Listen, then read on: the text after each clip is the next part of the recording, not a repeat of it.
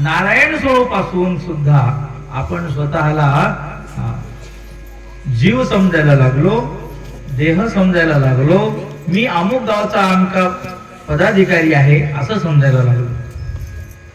वास्तविक आधी सांगितलं सर्वंकष सर्वश्रेष्ठ परमोच्च जे पद आहे, परम प्राप्तव्य स्थान आहे ते नारायण स्वरूप, ते तू आहेस. पण फजिती कशाने झाली तर फजिती स्वरूपाचा विसर पडल्यामुळे झाली. काय गेला विसरून, बर का, विसरलं म्हणजे काय होते आणि जागा सोडली म्हणजे काय होते हे दोन पद ध्यानात घ्या. पहिल्यांदा सांगतो जागा सोडल्यावर काय होतं. लोक गंगासागरला जातात, बद्रीनाथला जातात, केदारनाथला जातात, प्रयागराजला जातात. तिथे फार मोठे समुद्राचं गंगेचं मिलन असतं. तीर्थ घेण्याकरता लोक कुठे जातात, तीर्थ घ्यायला जातात. पण ज्या समुद्राचा तीर्थ घेण्याकरता आम्ही लोक एवढे पैसे खर्च करून जातो, त्या समुद्रातल्या पाण्याला वाटलं आपण थोडस मुंबई पाहून यावं. ते समुद्रातलं पाणी मुंबई बघण्याकरता,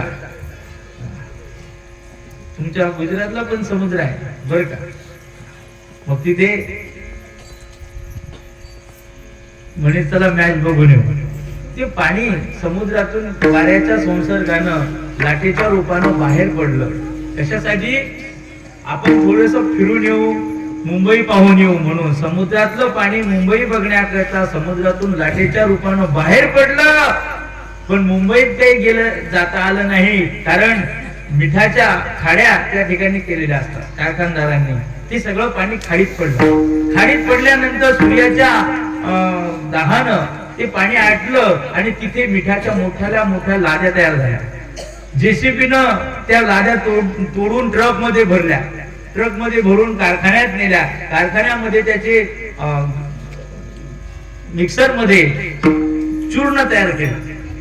जे पाणी समुद्रामध्ये इकडे तिकडे मस्त मुक्त संचार करणार होतं, त्या पाण्याच्या पदरात किती अवदसा आली बघ.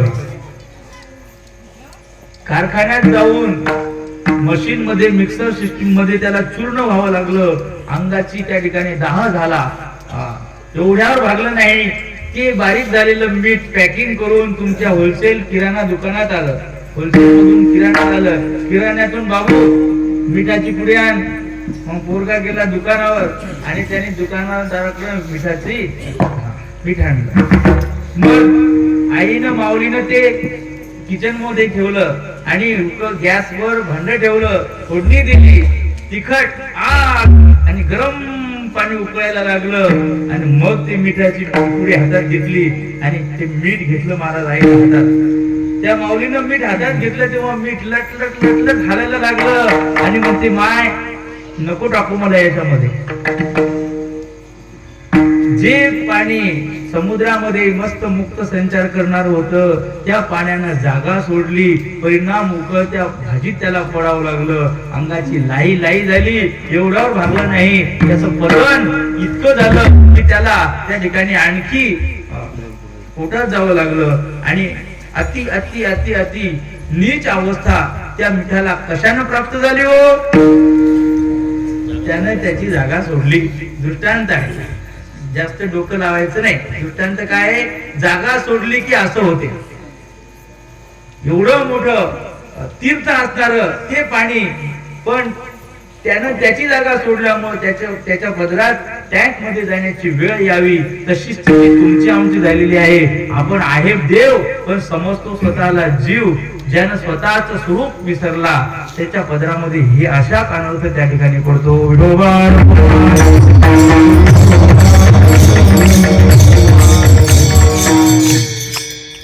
महाराजांची यात्रा भरते. महाराजांचा प्रगट दिन साजरा होतो. गजानन महाराजांचा हजारो लाखो लोक शेगावला जातात. काय केलं महाराजांना, कोणत्या शाळेत गेले, कोणत्या गुरुकुलात गेले, कुठे काय केलं, काही केलं नाही. फक्त या देहाला त्यांनी नाव ठेवलं नाही का हो तुमचं नाव आणि आनंद आणि सदा रडतच राहतो. त्याला म्हणलं चला दिंडीत काय करू महाराज आलो असतो पण लग्न काढलं म्हणजे रडकच तोंड कधी पण नाव आनंद आणि रडतच राहतो. आहे का आनंद स्वरूपाचा विसर पडला त्या मायने त्याचं नाव बरोबर ठेवलं. महाराज नाव ठेवलं बरोबर पण त्या नावाला सुद्धा त्या नावाची पण ओळख माणसाला राहिली नाही. आनंद म्हणजे किती मोठं नाव आहे महाराज. आनंदो ब्रह्मेती विज्ञानम आनंदम ब्रह्म श्रुती सांगते. श्रुती म्हणते आनंदो ब्रह्मेती परब्रह्माला आनंद म्हणतात. विज्ञानम आनंदम ब्रह्म सत्यम ज्ञान आनंदम ब्रह्म. मग एवढं मोठं नाव मोठं आणि लक्षण कशामुळं समजूत चुकली. उदाहरण सांगतो भजन क्रावबार कुमार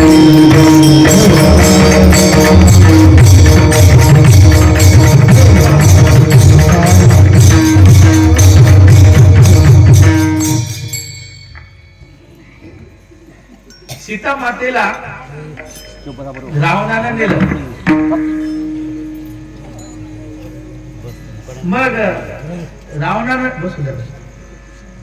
सीतेला नेलं.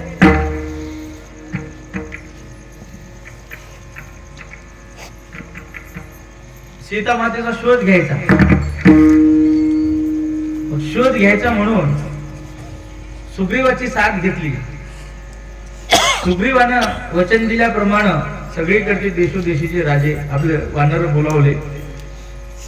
चारही दिशेला वानर पाठवले. नळ नीळ जामवंत हनुमंत दक्षिण दिशेला पाठवले. अंगद आणि हे सगळे असा विडा घेऊन गेले की आम्ही सीता मातेचा शोध घेऊन येणार म्हणजे येणार, नाही आलो तर तोंड दाखवणार नाही. गेले आणि लागला समुद्र मधातच. एवढा मोठा 400 कोस समुद्र, 100 योजन एवढा मोठा 1200 किलोमीटर असणारा समुद्र जायचा कसा तरुण म्हणून सगळे डोकं खाजू लागले. वचन देऊन बसलो रामाला आणि आता कसं जायचं एवढा मोठा समुद्र तर मध्ये आडवा आला. काही सुचेना महाराज. हनुमान नाराज झाले का कोपऱ्यात जाऊन बसले. काय करावं जीव द्यावं का काय रामाला तोंड कसं दाखवायचं. हनुमान नाराज होऊन बसले. जीव द्यायची पाळी आली.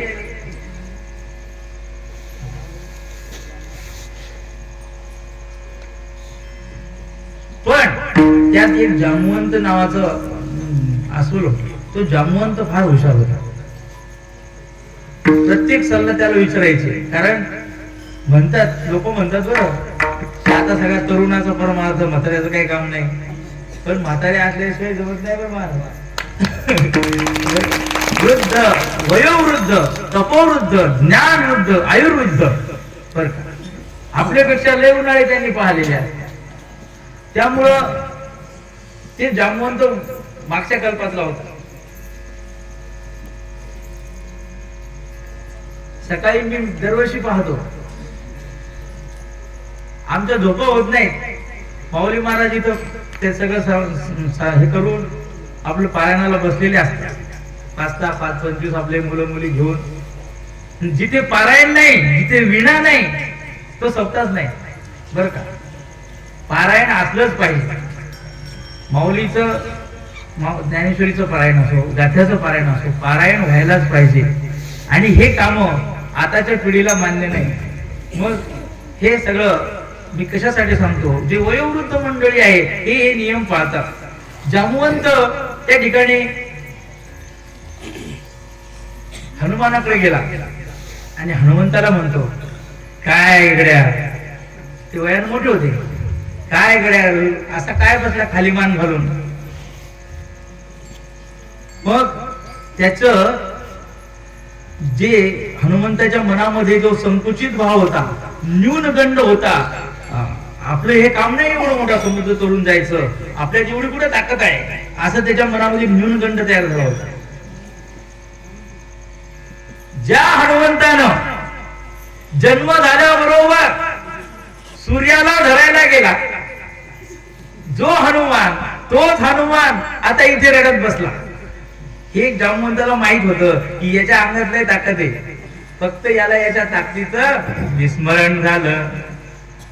कारण त्यावेळेला देवांनी त्याला त्याच्या शक्तीचं विस्मरण करून स्मृती भ्रंश केला. कारण हा नेहमी असंच करत, एकदा सूर्य पकडला नेहमीच असं करेल म्हणून त्याच्या शक्तीचा त्याला विसर पाडून दिला फक्त. पण याच्या अंगात एवढी शक्ती आहे हे जामवंताला माहित होतं. मग जामवंतानं त्या ठिकाणी हनुमंताची स्तुती करायला सुरुवात केली. तुलसीदास महाराजांनी 40 त्या ठिकाणी दोहे लिहिले. हनुमान चालीसा हा तोच हनुमान चालीसा जो जामवंतानं त्याला सांगितलं की बाबा तू साधारण नाहीस.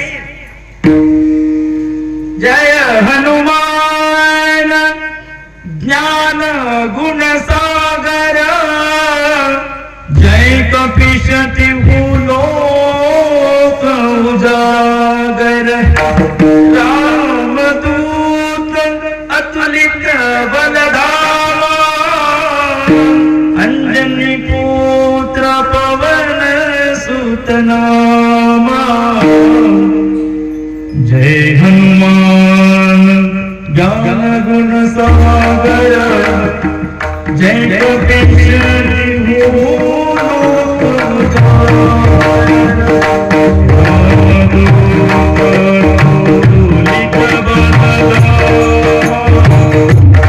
अंजनी पुत्र पवन सुत महावीर विक्रम बजरंगी, सुमति निवार सुमति के संगी, कंचन बरन विराज सुवेशा, कानन कुंडल कुंचित केशा, हाथ वज्रायुध ध्वजा विराजे, कांधे मूंजने भूषाणे, शंकर सुवन केसरी नयन, तेज प्रताप महाजगवंदन, विजयवान गुणी अति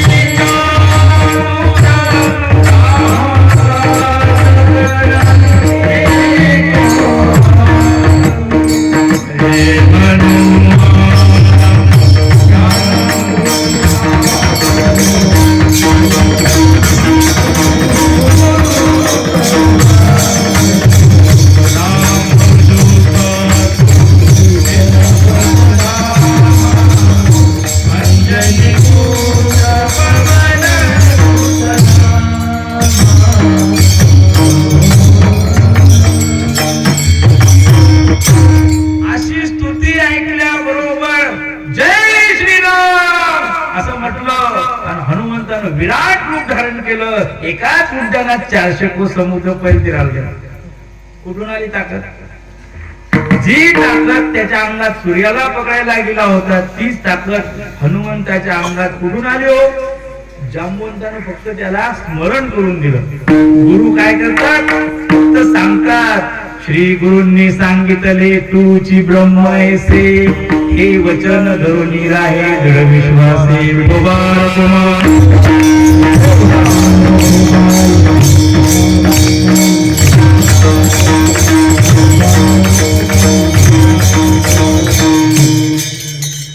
हनुमान गेला बरं. तुमच्या शक्तीचं तुम्हाला ज्या वेळेला विस्मरण घडते त्या वेळेला तुम्हाला पुढे नेणारा, तुम्हाला चेअरिंग देणारा, तुमचा उत्साह वाढवणारा, तुमच्या बुद्धीला चालना देणारा कोणीतरी असला पाहिजे. आणि तो या जगात फक्त गुरु आहे. नीट आहे. गुरु बिन कौन बतावे बाट, बडा बिकट यमघाट. श्री गुरु शिवाय तरुणोपाय नाही असं म्हणतात.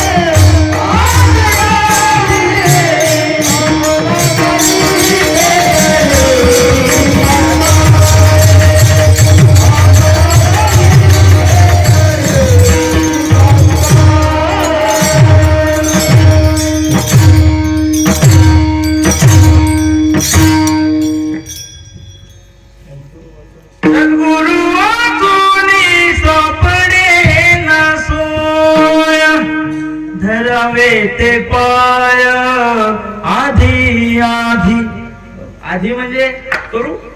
अजून काय झालं? अजून काय झालं? पोरग चाललं. अजून काय म्हातारा झालं तू? लोक काय म्हणतात? अजून काय झालं तुला? अरे अजून काय झालं? मी 3 वर्षापासून पाहतो या बालकाला. बर याला जर घरच्याने म्हणलं असतं अजून काय झालं तुझं, चालला भजनात विना घ्यायला. विण्याची उंची जर मोजली ते यांच्यापेक्षा जास्त वाढणार. म्हणजे विण्यापेक्षाही लहान आहे. मूर्ती लहान आहे, सोच महान. सोच म्हणजे तुमचे विचार की मला व्हायचं काहीतरी मोठं व्हायचं. नीट ऐका. अजून काय आपलं काय झालं, अजून आपलं काय झालं असं म्हणून बघत नाही. वेते पाय आधी आधी असं म्हटलेलं आहे. कारण या जगात गुरु सारखं प्रेम करणारा कोणीच नाही मानायचं.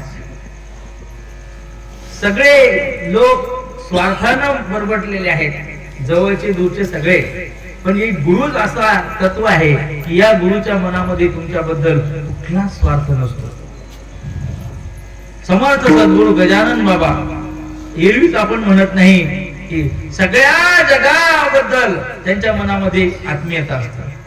आपले मायबाप आपल्याला जीव लावतात, पण गुरु सगळ्यांचे मायबाप असतात. ते हा माझा हा दुसऱ्याचा असं त्यांच्या मनात असतं. अयं निज परोवेत्ती गणना लघुचित्तसाम. लघुचित्ताचा जो माझं आपपर भाव धरतो तो लघुचित्ताचा आहे.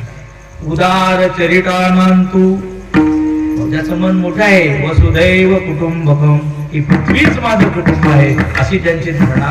अशी सद्गुरु गजानन बाबा. जीवनामध्ये गुरु तुम्हाला सांगतात, काय सांगतात? काही बोलतात, काही न बोलता सांगतात. नीट ऐका. गजानन बाबा बोलत नव्हते, ते त्यांच्या आचरणातून दाखवतात. अन्न ब्रह्मरूप आहे. कशाहून दाखवलं महाराजांना?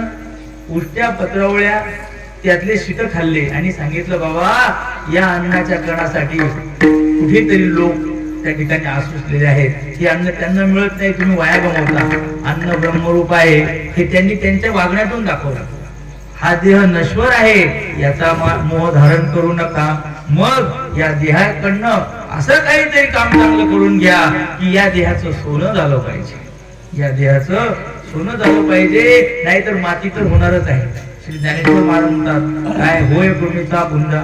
काय जाळला नाही तर किडे पडतील, जाळला तर राख होईल, माती होईल.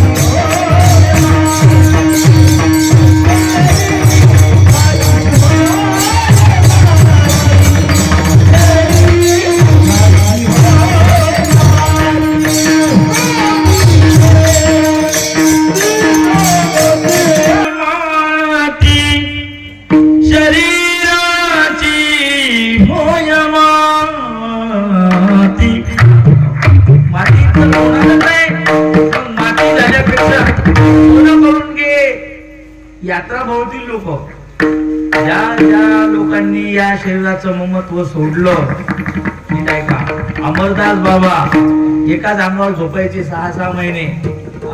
ते वळंबा लागला तरी उठत नव्हते. म्हणजे आळशी होते, आळशी नव्हते. त्यांना त्यांच्या देहाचा त्या ठिकाणी भ्रम जो आहे, हा देह माझा आहे असं जे आपण समजतो, ती भ्रांती त्यांच्याकडे नव्हती. त्यांनी या देहाला परमतत्वामध्ये म्हणजे आपण काय केलं, मी आणि माझं म्हणून आपण बाहेर पडलो. मूळ तत्वापासून आपण बाहेर पडलो. भगवान म्हणतात माझेची बरी मजन ओळखती मीची. परी माझ्या स्वरूपात आहेत, पण माझ्यापासून अलग झाले. पोरगा आपलाच आहे. अक्षता पडल्या की काय म्हणतो आपल्याला दुसरं घर करायचं. पोरगा कोणाचा? आपलाच पोरगा. घरात पार्टिशन करतो. का करतो? अभंगाच्या दुसऱ्या चरणात लिहितात,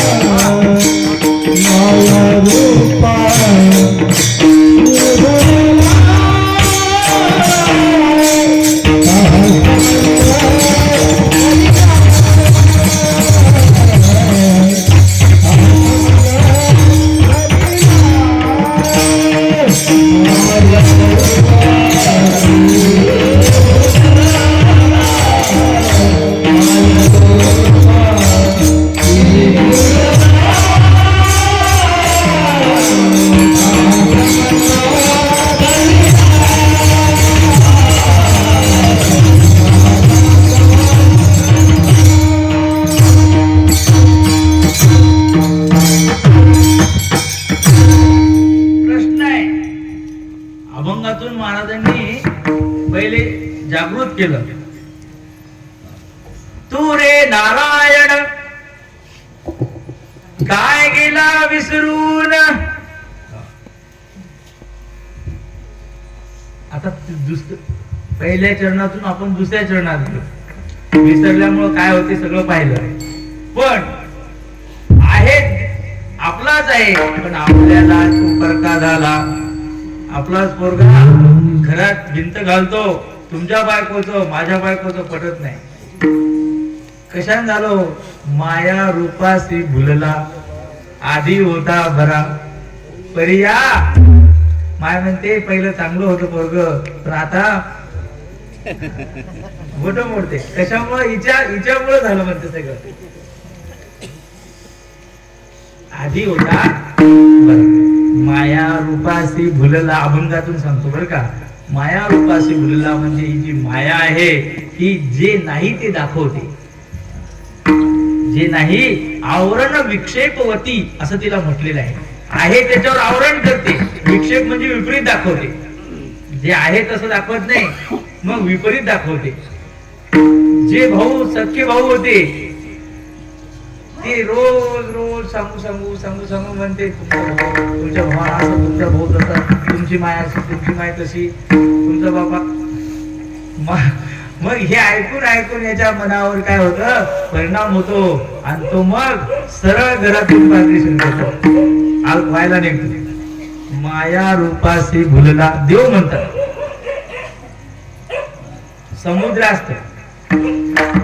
समुद्रामध्ये शिंपले येतात. त्याच्यात पाणी शिंपल्यामध्ये आणि पावसाचा थेंब पडतो. त्याचा होतो मोती. आपल्याला विषय फक्त मोत्याचा. ज्या पाण्यात नीट आहे का? मोती पाण्याचाच आहे. मोती पाण्यापासून बनला पण पाण्यात मिसळत नाही. पाण्यापासून बनला पण पाण्यात मिसळत नाही. कारण त्यानं संपर्क कोणाचा केला? नीट आहे का? मीची परी मी न होती. भगवान म्हणतात गीतेमध्ये माझेच आहेत. ममई वंशो जीव लोके जीव भूत सनातना. पण हे स्वतःला आता अलग समजायला लागले. मग अलग समजायला लागल्यामुळं त्याची ताकद कमी झाली. नीट आहे. मग बाबा म्हणतात का हा संबंध धरिला. हा संबंध कोणता आहे हो? तो देव आणि मी वेगळा आहे. मी देह आहे, तो देव आहे. नीट आहे का? देहाचा अभिमान धरला, देवाचा अभिमान सोडून दिला. श्री ज्ञानेश्वर महाराज म्हणतात, सांडोनी मीठपणाचा लोभू, मिठी सिंधुत्वाचा घेतला लाभू, तैसा अहम देऊनी शंभू शांभवी झालो. अनुभवामृतामध्ये सांगतात की मीठाने आपला टणकपणा सोडून देणार, अर्थात मीठ समुद्रात पडलं, समुद्रा एवढं झालं. त्याप्रमाणे नीट आहे का? आलं कुठून? समुद्रातून. त्याला समुद्रात व्हायचं असेल तर जावं लागेल समुद्रात. आला परमात्म्यापासून, त्याला पुन्हा परमात्मा व्हायचं असेल तर जावं लागेल त्याच्या चरणावर. विठोबा रखुमाई,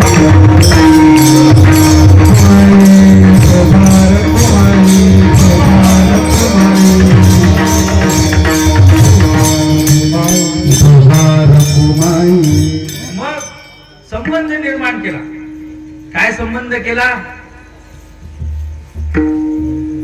देह माझा. संबंध काय निर्माण केला? देह माझा आहे हा संबंध तयार केला.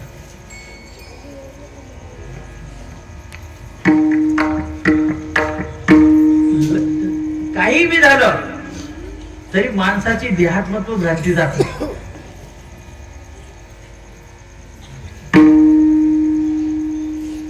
सवय पण जात नाही. लहानपणापासून ज्या गोष्टी केल्या त्या त्याला आठवतातच. एक पटवारी पांडेबॉ बर का, हे गुप्त ठेवा. आता मी जे बोललोय, संन्यासी लोक आपले रोज सकाळी उठून आपलं काशीला गंगेवर जायचे, स्नान संध्याकाळी करायचे. पण रोज सकाळी उठलं की तो म्हणतो माझी छाती कुठे, ते म्हणजे माझी लंगोटी कुठे, माझा कमंडलू कुठे, माझा दंड कुठे.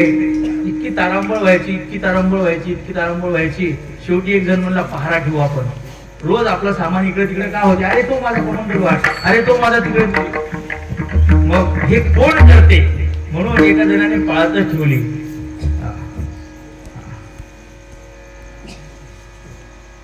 रोज विचारून विचारून थकले आणि एक जणाने सांगितलं की आज आपण पाळत ठेवू. असं म्हटल्यानंतर त्याला समजलं आज आता आपलं पितळ उभं पडते. तो उभा राहिला म्हणे महाराज हे रोज मीच काम करतो. तुम्ही तर चांगले संन्यासी आहात, तुम्ही करता हे काम इकडचं इकडे इकडचं इकडं. त्याचं कारण असे म्हणे महाराज, मी पहिल्यांदा तलाठी होतो. काय होतो? पांडुबा. मग याचा सातबारा त्याच्या नावा, त्याचा सातबारा, त्यानं 2000 दिले की इकडे सरकवायचं, एक कोपरा आपलं काढून द्यावं साहेब, की याचं त्याच्या नावावर त्याचं याच्या नावावर करायची सवय ती पहिली, ती तशी गेली नाही. मग तो तलाठी होता पांडुबा, पण झाला संन्यासी, सवय ती कायम राहिली. म्हणून त्या याचा दंड इकडे नेऊन ठेवायचा, त्याची लग्न छाती आणायची याच्याजवळ आणून ठेवायची याच्या उशाला, रोज सकाळी तारंबळ. कशामुळं? संन्यासी जरी झाला तरी सवय गेली. विठोबा रखुमाई,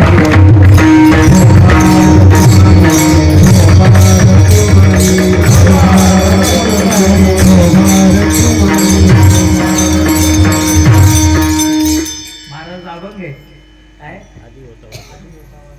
हा पुढे मग झाला पाग्या. त्याचे भजन जाईना मूळ स्वभाव.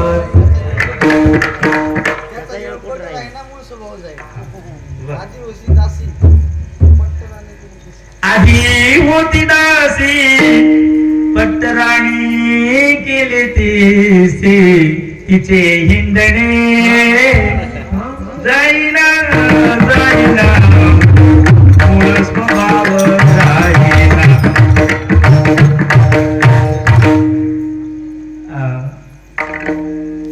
गोष्टीने गोष्टी आठवतात, असू द्या. मग दासी जरी असेल, राजानं पसंत केली, झाली राणी, राणी झाली, महाराणी झाली, पण तिला कुठे करमते. मग ती जाऊन बसायची काय केली तर भाजी, काय केलं असं तसं, तिचा स्वभाव काही जायचा. अशी परिस्थिती. जीवाने कितीही काही केलं तरी त्याचा स्वभाव बदलत नाही. स्वभाव बदलत नाही म्हणजे तो जातो जातीवरच. जातीवर म्हणजे त्यांना जो देहात्मत्व भ्रांती आहे ती काही सुटत नाही. आणि जोपर्यंत देहात्मत्व भ्रांती सुटत नाही तोपर्यंत उद्धार होत नाही.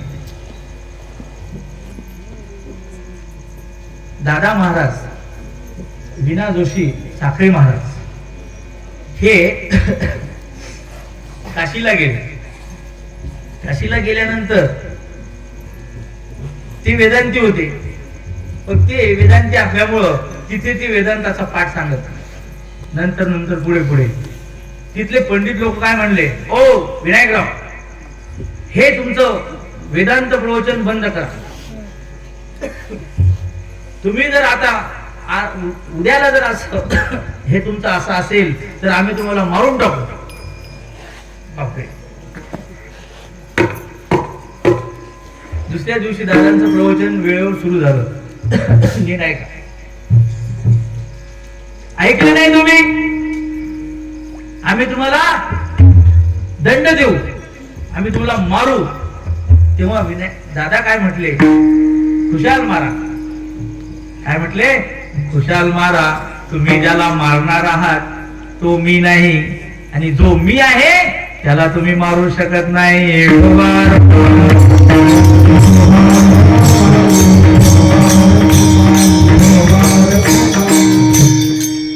ज्याला मारणार तो देह पंचभूताचा आहे, तो काही मी नाही, मला त्याचा अभिमान नाही, मारा म्हणे.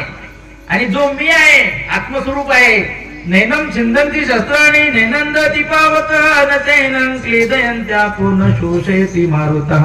हा प्रळोदकी नाप्लवे अग्निदाहो न संभवे एत महाशोषु न प्रभवे. मारुताचा पाण्याच्या आगीने याला काही होत नाही, याला मारता मरत नाही. ज्याला तुम्ही मारणार आहात तो मरणारा नाही, तो ज्याला मारणार तो मी नाही, आणि जो मी आहे त्याला तुम्ही मारू शकत नाही. हा आहे श्रेष्ठ अशा प्रकारचा संबंध. आपला संबंध मी माझं, मी माझं, मी माझं, हा आपला संबंध आहे. आपला संबंध मुक्त होता पारी बैगाला बद्ध घेऊन या छंद माझे माझे. हा माझा माझा मी तू पणाचा जो संबंध आहे, का हा संबंध धरिला माया रूपासी भुलला. म्हणतो या संबंधाचा त्याग कर. जे आता संबंध सोडून दे. सुटतो का हो? सुटत नाही का हो? दादांनी सोडला, सांगितलं तुम्हाला. दादा महाराज साखरेंनी सोडला. गुरुवर्य ब्रह्मनिष्ठ भगवान बाबा तुम्ही पहा, ते नेहमी उदास अवस्थेत असतात, पिसेपणासारखे दिसतात. त्यांनी देहाचा संबंध सोडला. ज्यांची आपण या ठिकाणी कीर्तन सेवा करतोय असणारे ब्रह्मानंदी गमला नाही तया लाज. स्त्रिया पोळे बाळे कोणी येऊ, त्यांची त्याला अजिबात त्या ठिकाणी लाज नव्हती. लाज नव्हती म्हणजे लाजच नव्हते. गजानन बाबा उघड्या अंगाने राहत होते, पण सगळ्यांच्या ठिकाणी ते ब्रह्मरूपानं पाहत होते. याचा अर्थ हा आहे की गजानन बाबांनी देहाची आत्मीयता सोडली, देहात्मत्व भ्रांती सोडली. भगवान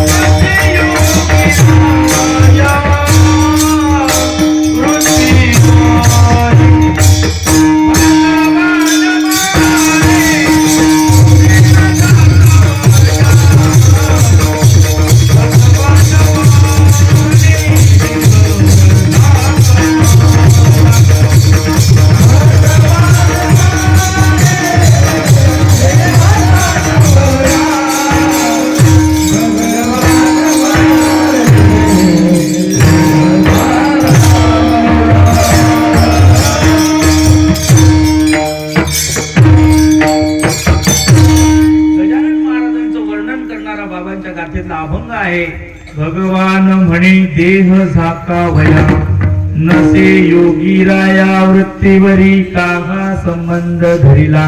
वृत्तीवर येणं हाच संसार आहे आणि वृत्तीचा निराश करणं हाच परमार्थ आहे. देहवृत्तीवर येण्यासारखं पतन दुसरं कोणतंच नाही आणि देहाचा विस्मरण करण्यासारखा परमार्थ दुसरा कोणताच नाही. गजानन बाबांना देहाचा विसर पाडला आणि आपल्याला देहाची जागृती कायम आहे. जोपर्यंत आपल्याला आपल्या देहाचा विसर पडत नाही, मितूपणा आपला जात नाही, श्रेष्ठ कनिष्ठ भाव आपल्याला जात नाही, असे तू हिमालयापासून कन्याकुमारी पर्यंत सर्व आम्ही त्या ठिकाणी स्वरूपानं भारतीयत्वानं एक आहोत असं जर म्हणतो, स्वरूपानं एकच आहोत, सगळे ब्रह्मरूप आहोत असं ज्या वेळेला आपल्याला कळेल तो दिवस सोन्याचा आहे. तो दिवस आपला परमार्थाचा सफळ झालेला तो दिवस असणार आहे. म्हणून परमार्थ कशासाठी करायचा तर गजानन बाबा सारखी अवस्था संपादन करण्याकरता परमार्थ आहे, दाखवण्याकरता परमार्थ अजिबात नाही. गजानन बाबा देहवृत्तीवर येत नव्हते, आणायचा प्रयत्न केला तरी येत नव्हते. ही वृत्त्यंतर जोपर्यंत होत नाही, देशांतर केलं, वेशांतर केलं, फॉरेनला गेला, उंची वस्त्रे धारण केली, शर्टिंग करून टापटीप मध्ये राहतो, एअर कंडिशनच्या गाडीत जरी हिंडत असेल, पण जोपर्यंत तुमच्या वृत्तीत बदल घडत नाही, ज्यांनी आपल्याला मोठं केलं त्या श्रेष्ठ लोकांबद्दल तुमच्या मनामध्ये आदर नसेल, गुरुबद्दल आदर नसेल, ज्या देशाची आम्ही हवा पिली, ज्या देशाच्या भूमीत आम्ही नाचलो खेळलो, त्या देशाबद्दल तुम्हाला स्वाभिमान नसेल, देश धर्म याबद्दल तुम्हाला आत्मीयता नसेल, तर तुमचं जीवन हे कितीही तुम्ही 10 आकडी पगार जरी मिळवत असाल पण तो व्यर्थ आहे. महाराज सांगायचा अर्थ आहे की जो देहाला माझं समजतो, माझंच घर माझं आहे असं जो समजतो तो जीव आहे, गाव माझं घर आहे, देश माझं घर आहे, सगळे लोक माझं कुटुंब आहे. गजानन बाबा जसं सगळ्यांना आपलं म्हणत होते त्याप्रमाणे सगळ्यांबद्दल त्या ठिकाणी आत्मीयता आहे. जीव अवघे देव, चिंतापासून ब्रह्मदेवापर्यंतचे सगळ्या जीवांबद्दल त्यांच्या मनामध्ये प्रेम आहे, तो महात्मा आहे. नीट आहे का? म्हणून गजानन बाबाची यात्रा भरते आणि आपल्याला ते बनायचं आहे. ते बनण्याकरता त्यांचं प्रेमानं आपल्याला भजन करायचं आहे. गण गण गणात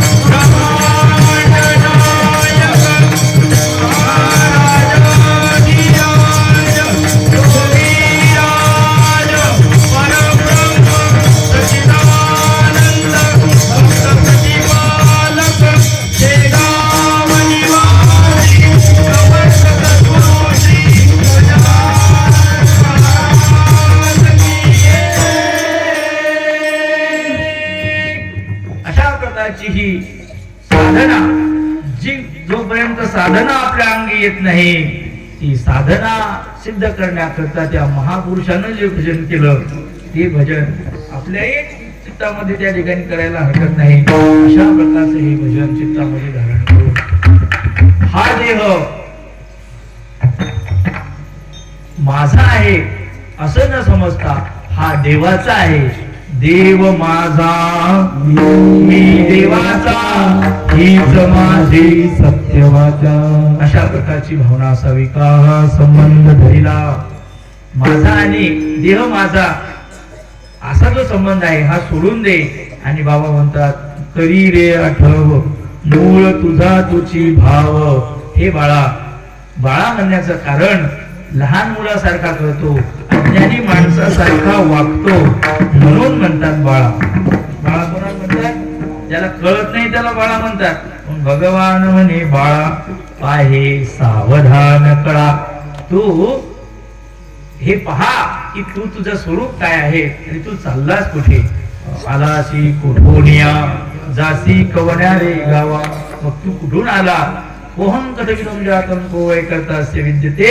असा तू विचार कर. पाहे सावधान कळा. सावधान असं ऐकलं की रामदास स्वामी निघून गेले होते बर का. रामदास स्वामी सावधान म्हटल्याबरोबर निघून गेले. आता सावधान होण्याची वेळ आली. का आली? कारण पुढे काळ त्या ठिकाणी दंड घेऊन बसलेला आहे. अशा प्रकारे बाबा सांगतात भगवान म्हणे बाळा पाहे सावधान कळा. का हा संबंध धरिला माया रूपासी भुलला ज्ञानेश्वर.